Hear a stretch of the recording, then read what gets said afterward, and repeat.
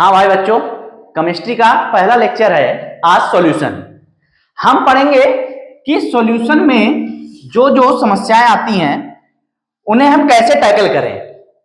जैसे जब आप सॉल्यूशन चैप्टर पढ़ेंगे तो हमने कहा आप सॉल्यूशन चैप्टर अगर पढ़ रहे हैं तो समस्याएं क्या हैं उसको देखते हैं। तो हमने कहा सॉल्यूशन चैप्टर अगर हम पढ़ रहे हैं तो एक वर्ड आया है सॉल्यूशन। तो सिंपल भाषा में अगर हम समझें कि सॉल्यूशन है क्या, तो हम देखते हैं कि अगर हमारे घर में जैसे मेहमान आए हैं तो मम्मी ने बनाया उनके लिए मान लो शरबत। अब शरबत बनाया तो शरबत में हमने जब उसको टेस्ट किया तो उसमें हमको थोड़ा सा शरबत जो लगा फीका लगा। तो अब हम क्या है कि शरबत फीका लगा तो हम बाहर तो जा नहीं सकते उसको लेके, क्योंकि अगर मेहमान पियेंगे तो बोलेंगे लो शरबत तो तुम्हारा फीका भैया। तो हमने क्या किया, तो मम्मी से पूछा मम्मी आपने इसमें मिलाया क्या है। तो मम्मी ने बोला कि बेटा इसमें हमने पानी में क्या क्या मिलाया है, पानी में शक्कर मिला दिया है। तो हमने कहा अच्छा मीठा किस कारण हुआ, शक्कर के कारण हुआ। तो हमने कहा क्या क्या लिया, तो हमने कहा दो चीजें मिलाई हैं। क्या क्या, वाटर में हमने क्या ऐड किया, शुगर ऐड की। तो हमने कहा अच्छा शुगर ऐड की है वाटर में। तो अब देखते हैं कि वाटर में अगर हमने शुगर ऐड किया है तो किसकी क्वांटिटी कम है। तो हमने कहा शुगर की क्वांटिटी कम है, शुगर की क्वांटिटी कम है। तो हमने कहा जिसको जिसमें मिलाया जाता है उसे हम बोलते हैं बेटा सॉल्यूट। क्या बोलते हैं, सॉल्यूट।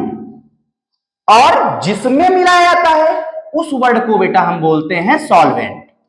तो हमने कहा कि सॉल्यूशन दो कंपोनेंट से मिलकर बना है, एक सॉल्यूट और दूसरा सॉल्वेंट। सॉल्यूट जो होता है वो हमेशा लेस क्वांटिटी में होता है, हमेशा लेस क्वांटिटी में होता है, और सॉल्वेंट हमेशा जो होगा वो ज्यादा होगा, मोर क्वांटिटी। तो हमें सिंपल सी एक बात बेटा समझ में आ गई कि सॉल्यूशन के दो कंपोनेंट होते हैं, एक सॉल्यूट और दूसरा सॉल्वेंट। जब ये दोनों आपस में मिलते हैं तो हमारा सॉल्यूशन तैयार होता है। तो हमने कहा चलो ठीक है, मम्मी ने हमें समझा दिया कि सॉल्यूशन कैसे बना है। अब हम अपने स्तर पे आके पढ़ते हैं, क्योंकि हमें इससे तो मतलब है नहीं कि मम्मी सॉल्यूशन समझा रही तो हमारा सॉल्यूशन का सवाल निकल आएगा। हमें तो ये पढ़ना पड़ेगा ना कि सॉल्यूशन में क्या क्या चीजें होती हैं। आइए हम आपको समझाते हैं क्या क्या चीजें सॉल्यूशन में होती हैं। तो हमने कहा उसके लिए सबसे पहले आपको समझना पड़ेगा, एक वर्ड छोटा सा आता है मोलैरिटी। क्या आता है, मोलैरिटी। अगर हम सिंपल बात करें कि मोलैरिटी वर्ड का मतलब क्या है, तो हमने कहा सिंपल वर्ड यह है कि मोलैरिटी वर्ड का मतलब है बेटा, नॉर्मल भाषा में हम बोलते हैं गाढ़ापन। गाढ़ापन मतलब हमने कहा किसी चीज का, क्योंकि इसमें जो वर्ड आना है कंसंट्रेशन आना है, और कंसंट्रेशन वर्ड का मतलब होता है गाढ़ापन। हमने कहा मोलैरिटी क्या है, हमने कहा 1 लीटर, अगर हम बात करें कि 1 लीटर सॉल्यूशन में कितना number of mole of solute को डिसॉल्व कर दिया जाए उसे हम मोलैरिटी बोलते हैं। तो हमने कहा number of mole of solute dissolve in 1 litre solution is known as molarity. तो हमने कहा मोलैरिटी क्या है, 1 मोल 1 लीटर सॉल्यूशन में डिसॉल्व करने पर जो हमें क्वांटिटी मिलती है उसी को हम बोलते हैं मोलैरिटी। तो हमने कहा अच्छा बताओ इसकी यूनिट क्या हुई, तो हमने कहा एन क्या है, मोल है, तो इसकी यूनिट क्या हो गई, मोल पर लीटर। क्या यूनिट हो गई, मोल पर लीटर। हमने कहा चलिए ठीक है। तो हमने कहा मोल क्या होता है, हमने कहा मोल होता है कितना, उस वस्तु को कितना ग्राम मिलाया जा रहा है उसके मॉलिक्यूलर मास से डिवाइड करा दिया जाए। तो हमने कहा फार्मूला क्या बन गया, तुमने कहा फार्मूला बन गया W upon molecular weight into volume in litre. अगर मान लीजिए वहां पर आपको जो मास होगा वो अगर ग्राम में, या हम बोले अगर जो मास हमारे पास है वॉल्यूम अगर उसने ml में दे दिया, तब हम क्या करेंगे, हमने कहा तब हम क्या करेंगे W upon molecular weight into volume इन ml, और ऊपर उसमें 1000 का मल्टीप्लाई कर देंगे। ये हमारे पास हो गया मेरे मोलैरिटी का फार्मूला। तो हमने कहा ठीक है, हमें मोलैरिटी समझ में आ गई। मोलैरिटी क्या होती है, मोल पर लीटर। 1 लीटर सॉल्यूशन में कितना number of mole of solute को हम डिसॉल्व कर देंगे, ये हमारी है मोलैरिटी। हमने कहा चलिए ठीक है, हमें समझ में आ गया मोलैरिटी क्या है। हमने कहा जैसे हमें एक छोटा सा एग्जांपल देके बताइए। हमने कहा देखो बेटा एग्जांपल, हमने कहा एग्जांपल ये है कि मेरे पास मान लीजिए 17 ग्राम अमोनिया है। कितनी है? 17 ग्राम अमोनिया है, और हमने उसको 500 ग्राम वाटर में डिसॉल्व किया। पहले तो समझो, 500 ग्राम वाटर में डिसॉल्व किया। उसने कहा 500 ग्राम वाटर में, तो मोलैरिटी कहां होगी? तो हमने कहा बेटा 500 ग्राम नहीं, 500 ml ले लो उसकी जगह। क्या ले लो? 500 ml वाटर। 500 ml वाटर में डिसॉल्व किया। उसने कहा अब ठीक है, आपने वॉल्यूम की बात की है, वॉल्यूम की अगर आप बात करेंगे तभी मोलैरिटी डिफाइन हो पाएगी। हमने कहा चलिए ठीक है। हमने कहा अब आपको जब अमोनिया कितने ग्राम है ये पता चल गया, कितने ml में डिसॉल्व हो रहा है ये आपको पता चल गया, तो अब हम कहते हैं चलिए अब आप उनको मोलैरिटी बता दीजिए क्या होगी। तो हमने कहा सिंपल सा यार फार्मूला है, लगा दो तुरंत। हमने क्या फार्मूला है? तुमने बोला बेटा फार्मूला है मोलैरिटी बराबर मोल पर लीटर, मोल पर लीटर। लेकिन उन्होंने बोला सर हमें क्या कहते हैं, ग्राम में दिया है। तो हमने कहा कोई बात नहीं, मोल को ग्राम में कन्वर्ट कर लेते हैं। तो उन्होंने बोला W अपॉन मॉलिक्यूलर मास और इनटू वॉल्यूम। वॉल्यूम देखा मैंने, वॉल्यूम ml में दिया है, तो हमने कहा कि वॉल्यूम अगर लीटर में होता है मेरे पास, तो अगर ml में दिया है तो ऊपर 1000 का मल्टीप्लाई हो जाएगा। ऊपर क्या हो जाएगा? 1000 का मल्टीप्लाई हो जाएगा। और अब फार्मूले में वैल्यू रख दीजिए उठा के। W कितना है? 17 ग्राम। अमोनिया का मॉलिक्यूलर मास कितना होता है? 17 ग्राम होता है। अमोनिया का मॉलिक्यूलर मास सब कैसे निकालेंगे? तो हमने कहा मॉलिक्यूलर मास कैसे निकालते हैं? तो तुमने कहा मॉलिक्यूलर मास सर अमोनिया का निकालना है। तो हमने कहा अमोनिया कितने लोगों से मिलकर बनी है?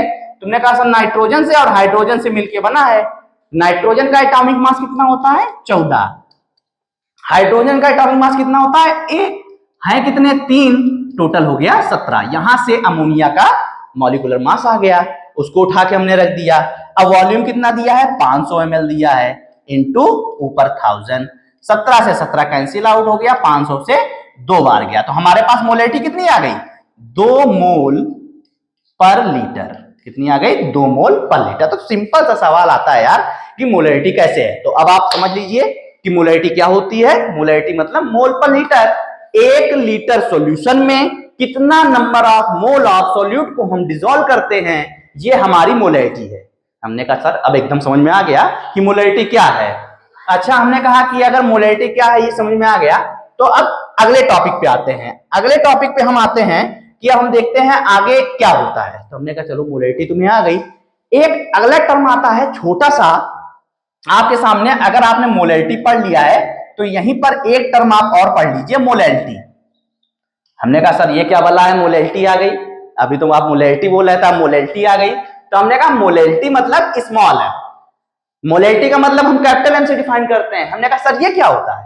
तो हमने कहा बेटा ये कुछ नहीं है। वहां पर हम वॉल्यूम की बात कर रहे थे, यहां पर हम किलोग्राम की बात करेंगे। 1 किलोग्राम सॉल्वेंट में, 1 किलोग्राम सॉल्वेंट में कितना number of mole of solute को हम डिसॉल्व करते हैं, ये हमारी मोलैरिटी कहलाता है। हमने क्या हुआ? तुमने कहा सर क्या है? तुमने कहा 1 किलोग्राम सॉल्वेंट में number of mole of solute को अगर हम डिसॉल्व करते हैं तो वो हमारी मोलैरिटी कहलाता है। हमने कहा मोल को फिर खोल दीजिए। हमने कहा WA upon molecular mass of A into WB। ये किसमें है बेटा? केजी में है। किसमें है? केजी में। ये क्या हो गया? सॉल्यूट का। किसका हो गया? सॉल्यूट का। ये किसका है? सॉल्वेंट का मास। किसका है? सॉल्वेंट का। फिर वही बात, अगर केजी की जगह उसने ग्राम में ले लिया तो ऊपर 1000 का मल्टीप्लाई हो जाएगा। तब हमने कहा फार्मूला क्या आ जाएगा? तुमने कहा फार्मूला सर तक ये आ जाना चाहिए, सिंपल सा फार्मूला है। हमने कहा बिल्कुल आ जाएगा, कोई दिक्कत नहीं इसमें, यही आएगा। फिर वही कि सवाल जब आएगा तो तुम्हें सवाल में हमेशा देख के रखेगा। मान लीजिए सॉल्यूट का मास दिया होगा, सॉल्यूट का मॉलिक्यूलर मास आपको निकाल लेना है और सॉल्वेंट का वो देगा, या तो ग्राम में देगा या तो किलोग्राम में देगा, तो आपको मोलैरिटी पता चल जाएगा। हमने कहा अब इसकी यूनिट क्या होगी? तो तुमने कहा इसकी यूनिट सर होगी मोल पर केजी। इसकी यूनिट क्या होगी? मोल पर केजी यूनिट। वहां पर क्या थी? मोल पर लीटर, क्योंकि हम लीटर में बात कर रहे थे। यहां पर किस में बात कर रहे हैं? किलोग्राम में बात कर रहे हैं, तो इसी क्या हो गई? मोल पर केजी। सिंपल सवाल इसमें भी आता है। मान लीजिए उसने कहा कि हमारे पास कुछ ग्राम, उसने एक सिंपल सा एक एग्जांपल हम आपके सामने छोटा सा दे देते हैं। उसने कहा कि 17 ग्राम, अब की उसने बोला 17 ग्राम अमोनिया है।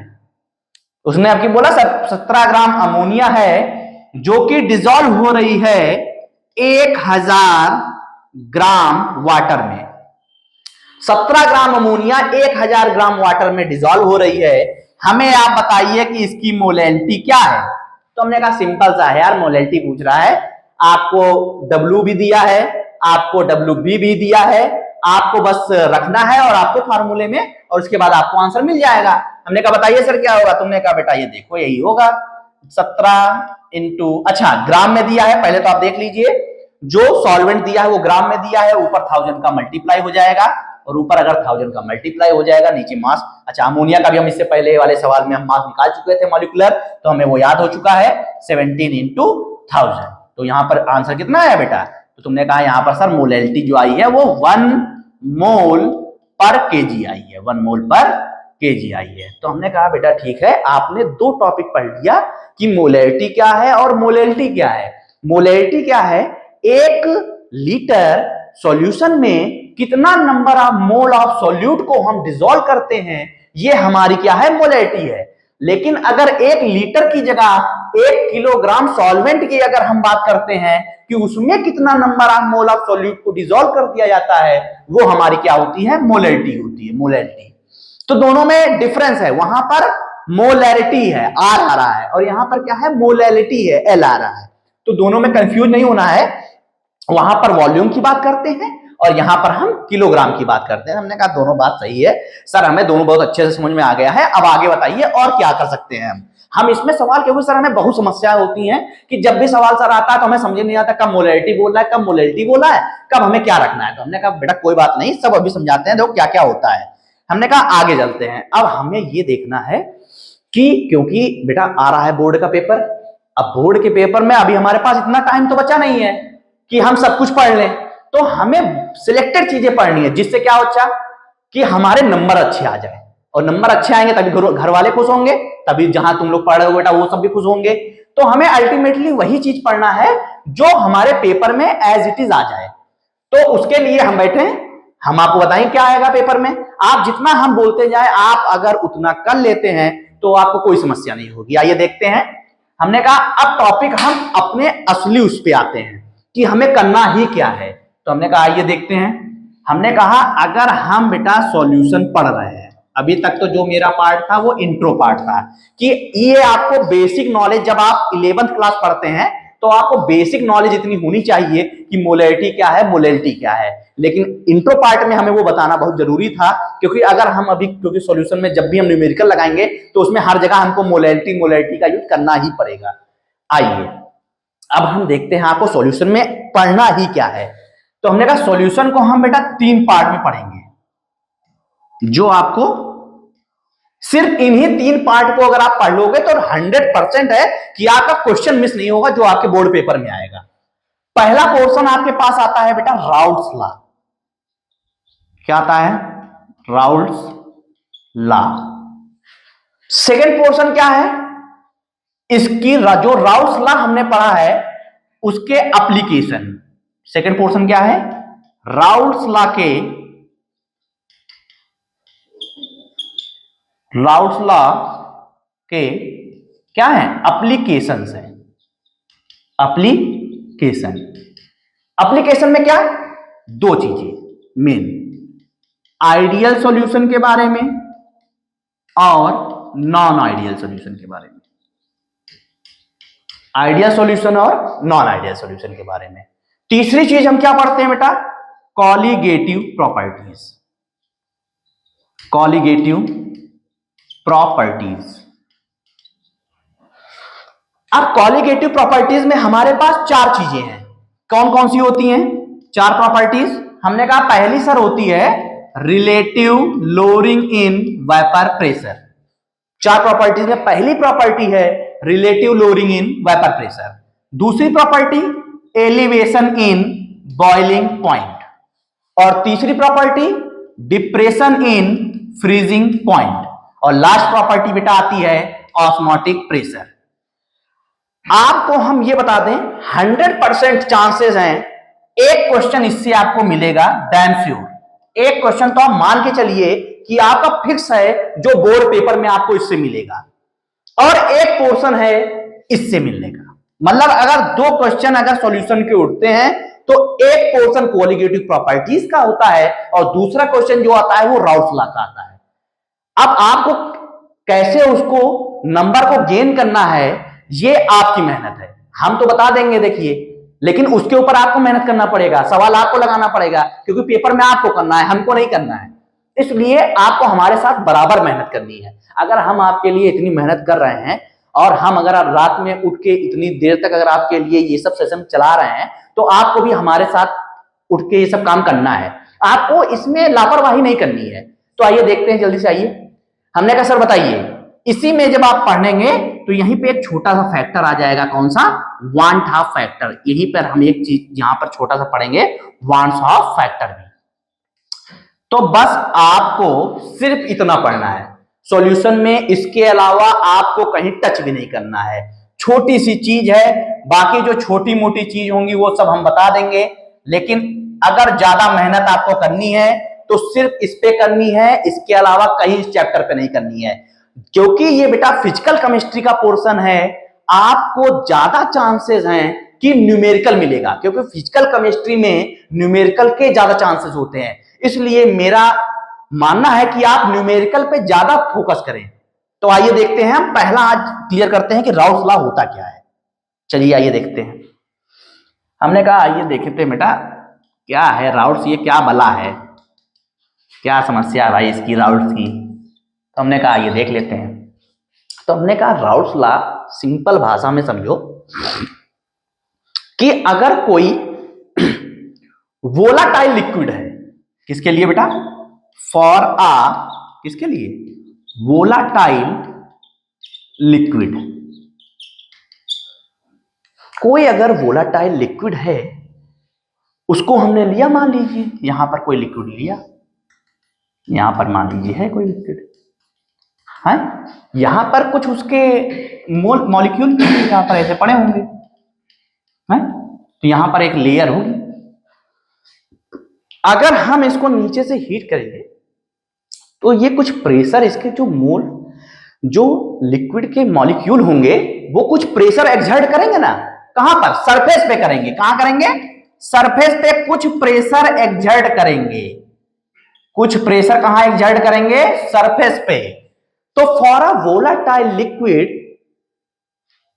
जो यहां के मोल्स होंगे वो जो प्रेशर एक्सर्ट करेंगे इस पर, तो हमने कहा फॉर अ वोलाटाइल लिक्विड, पहली लाइन तो आपको ये लिखनी है, vapour pressure of a solution, vapour pressure of a solution of liquid is directly proportional to the mole fraction in solution। जो इसके मोल फ्रैक्शन हैं वो जो प्रेशर एक्सर्ट करेंगे सरफेस पे वो प्रोपोर्शनल होगा वेपर प्रेशर ऑफ सॉल्यूशन के। यही है आपका राउल्स लॉ। तो यहां से हमें क्या समझ में आया? तो हमने कहा सर बताइए, तो तुमने कहा sir partial pressure of a liquid is directly proportional to the mole fraction of solution. तो पीए प्रोपोर्शनल टू चाई, जिसको हम बोलते हैं मोल फ्रैक्शन। क्या बोलते हैं? Mole fraction. सिंपल सी बात है, कहीं भी प्रोपोर्शनल हम लोग हटाते हैं तो उसके लिए कुछ ना कुछ कांस्टेंट आता है। तो हमने क्या आएगा? तो आपने बोला पी ए बराबर पी नॉट ए इंटू काई ए। ये क्या है? ये है वेपर प्रेशर ऑफ आ या partial vapour pressure of a solution, किसके बराबर? प्योर स्टेट में जो वेपर प्रेशर होगा। देखिए सिंपल सी भाषा में समझिए, ज्यादा इंग्लिश में मत जाइए। आप जितना अच्छे से समझ लेंगे उतना अच्छा आप मैनिपुलेट कर लेंगे। प्योर स्टेट में जो वेपर प्रेशर होता है और मोल फ्रैक्शन के मल्टीपल के बराबर होता है, मोल फ्रैक्शन के मल्टीपल के बराबर होता है। तो हमने कहा राउल्ट्स लॉ अब आपको समझ में आना जाना चाहिए कि अगर कोई वोलाटाइल लिक्विड है, अगर कोई वोलाटाइल लिक्विड है, उसमें जो मोल फ्रैक्शन सॉल्यूशन से मिल रहा है उसके प्रोपोर्शनल होगा vapour pressure of a solution, PA proportional to mole fraction, और प्रोपोर्शनल हटेगा तो पीए बराबर पी नॉट ए एक्स से आया। पी नॉट ए क्या है, अगर नॉट लग गया मतलब है उसका कि प्योर स्टेट में वेपर प्रेशर है। क्या है, प्योर स्टेट में। तो हमने कहा सर हमें समझ में आ गया कि मेरे पास जो फार्मूला राउल्ट्स लॉ से आया वो क्या आया, पी ए बराबर पी नॉट ए और काई ए। काई हम बोल देते हैं मोल फ्रैक्शन को। नॉर्मल टर्म में बच्चे ये भी बोल देते हैं सर काई क्या होता है, एक्स बोलते हैं। तो हमने कहा एक्स बोल लो, लेकिन समझ में आना चाहिए कि कोई क्वेश्चन आए। मेरा अल्टीमेटली कहना यह है कि अगर आपके पास क्वेश्चन आ रहा है तो आपका क्वेश्चन सही होना चाहिए। हमने कहा चलिए सर ठीक है, हमें राउल्ट्स लॉ तो समझ में आ गया। चलिए भाई अब हम लेक्चर को समाप्त करते हुए देखते हैं क्या क्या एक बार हमने वापस से कि क्या क्या पढ़ लिया है। तो हमने कहा राउल्ट्स लॉ के बारे में हमने बात कर ली है कि राउल्ट्स लॉ के बारे में क्या क्या चीजें होती हैं। तो हमने कहा राउल्ट्स लॉ के बारे में आपने क्या पढ़ा, आपने राउल्ट्स लॉ के बारे में छोटी सी सिंपल सी चीज पढ़ी कि जो हमने राउल्ट्स लॉ पढ़ा है वो partial vapour pressure of a solution, किसी भी वोलेटाइल लिक्विड का जो partial vapour pressure of solution होता है वो उसके प्योर स्टेट में वेपर प्रेशर और मोल फ्रैक्शन के मल्टीपल के बराबर होता है, मोल फ्रैक्शन के मल्टीपल के बराबर होता है। ये हमने राउल्ट्स लॉ पढ़ा। और इससे पहले हमने क्या पढ़ा, इससे पहले हमने दो टर्म पढ़े, मोलैरिटी और मोलैलिटी पढ़ा। क्या पढ़ा बेटा, मोलैरिटी पढ़ा और मोलैलिटी पढ़ा, वो भी क्लियर हो चुका है। और हमने आपको सबसे छोटा एग्जांपल दिया था मम्मी वाला, जो कि जिससे हमने इस चैप्टर की शुरुआत की थी, क्या, सॉल्यूशन के बारे में, कि शरबत किसको दिया गया, मेहमान को, और आपने क्या बता दिया कि शरबत फीका है। जो मम्मी ने बताया कि सॉल्यूशन कैसे मिलके बना है, सॉल्यूट और सॉल्वेंट से। तो हमने कहा ये सब शुरुआत की। अब आखिरी के 5 मिनट और लेंगे, हम आपसे मुलाकात करेंगे अगले लेक्चर में राउल्ट्स लॉ के एप्लीकेशन में। लेकिन बस बच्चों आपसे बस मेरी यही गुजारिश है कि आप 1 महीना पेपर के बचा है, आप प्लीज पढ़िए। आप केमिस्ट्री को या किसी भी सब्जेक्ट को हल्के में मत लीजिए, क्योंकि अल्टीमेटली देखिए हमें उससे मतलब नहीं है कि आपके 32 नंबर 34 नंबर आते हैं। हमें मतलब है आपके, अगर जब आप 70 के पेपर में 60 प्लस स्कोर करके आएंगे तब हमें खुशी मिलेगी। नहीं तो हमारा पढ़ाना कोई मतलब का नहीं रहा। पढ़ा तो सब रहे हैं, लेकिन उस पढ़ाई को कैच करना, आप कैसा एग्जीक्यूट कर रहे हैं अपना पेपर में जाके, आप कितना दे रहे हैं, वो आपके ऊपर है। लेकिन अल्टीमेटली हमें तभी खुशी मिलेगी जब आप 70 में 60 के प्लस फिजिक्स का पेपर है, केमिस्ट्री का पेपर है, मैथ में 100 में 90 के ऊपर ले आए, तब हमको खुशी मिलेगी। आपके घर वालों को तब खुशी मिलेगी, क्योंकि गार्जियन कैसे पैसा देके पढ़ा रहा है वो उससे पूछिए। जब आप गार्जियन बनेंगे तो आप इस चीज को जानेंगे। तो इसी के साथ हम अपने सब लेक्चर को समाप्त करते हैं और अगले लेक्चर में हम आपसे मिलेंगे कि राउल्ट्स लॉ के एप्लीकेशन के बारे में। ठीक है बेटा।